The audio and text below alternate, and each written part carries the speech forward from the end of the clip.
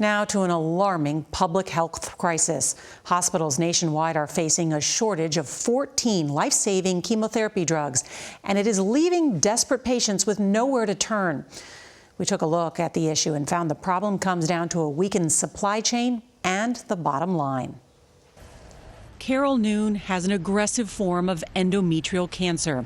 It's treatable, but there's no time to waste. Do you know if the drugs will be available for the rest of your treatment? No, there's no guarantee. The night before her second dose of chemo, the 61-year-old got a call from her doctor. The hospital ran out of her treatment. Thankfully, Noon got her dose a week later. So how has this complicated your recovery process? Well, I think it's an emotional roller coaster. It's very frustrating to know that there's a standard of care, these two generic drugs, and I can't get them. What did the doctor say when you asked, what does this delayed treatment mean for my prognosis? Oh my gosh, they're frustrated. We're just hoping there's going to be treatment available. Patients like Noon are given carboplatin and cisplatin, generic medications which are not profitable, and few are made in America. Since the pandemic, the international supply chain has struggled.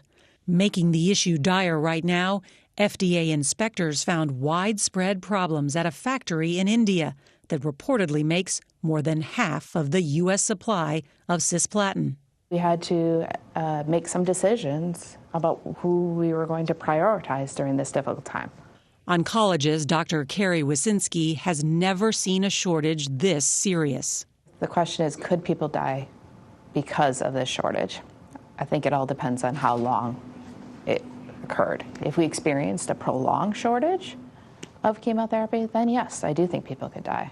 In response, the FDA temporarily began importing a Chinese chemo drug, but doctors say more needs to be done. Someday I'm going to die. I really would rather not die because these standard generic drugs weren't available to me. And I can't imagine my family having that doubt. Was it the cancer, or was it that there was not enough chemotherapy and it got rationed? We're going to stay in touch with Carol as she continues her treatment, and we'll work for answers on this very important story.